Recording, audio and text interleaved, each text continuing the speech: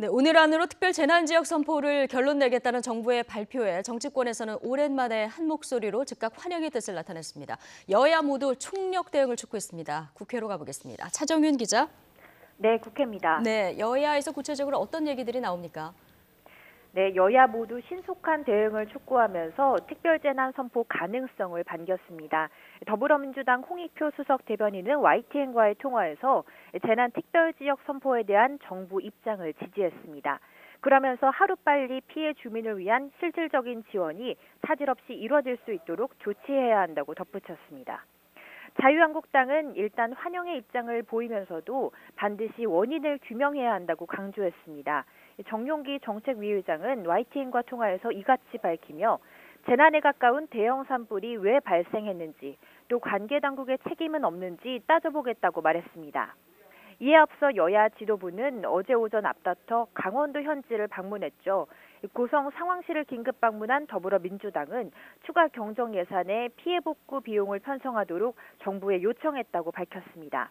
이해찬 대표는 급한 사항은 예비비로 집행하고 산불로 소실된 주택과 건물 등을 복구할 수 있도록 추경에도 반영하겠다고 말했습니다. 자유한국당도 산불 현장과 대피소를 찾아 여야 초당적 협력 필요성을 강조했습니다. 현교안 자유한국당 대표는 산불 진화가 완료될 때까지만이라도 각 당이 정쟁을 멈추고 피해 방지와 신속한 지원을 위해 지혜를 모으자고 제안했습니다. 나경원 원내대표도 산불 피해와 관련해 재난 관련 예비비를 충분히 사용할 수 있는 것으로 알고 있다며 전폭적인 지원이 필요하다는 데 뜻을 함께했습니다. 또 바른미래당 손학규 대표와 민주평화당 정동영 대표도 잇따라 화재 현장을 찾았습니다. 손 대표는 국가안전대진단이 체계적으로 정비되어 있는지 점검해 보겠다며 바른미래당도 화재 진압과 국민 안전 문제에 대해 최대한 협조할 것이라고 약속했습니다. 또 어제 저녁 고성을 찾은 민주평화당 정동영 대표도 임시 대피소를 찾아 이재민들을 격려하기도 했습니다. 앞으로 국회 상임위도 활발히 가동될 것으로 보입니다. 국회 행정안전위원회는 오는 9일 전체 회의를 열어 정부로부터 피해 현황과 대책을 보고받기로 했습니다.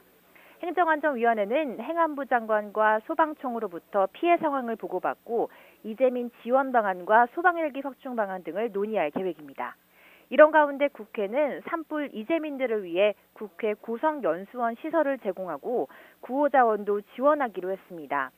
문희상 국회의장은 어제 열린 본회의에 앞서 정부가 쓸 수 있는 모든 자원을 동원해야 한다면서 이럴 때일수록 국회는 오직 국민의 삶에 집중해 더욱 분발해야 한다고 말하기도 했습니다.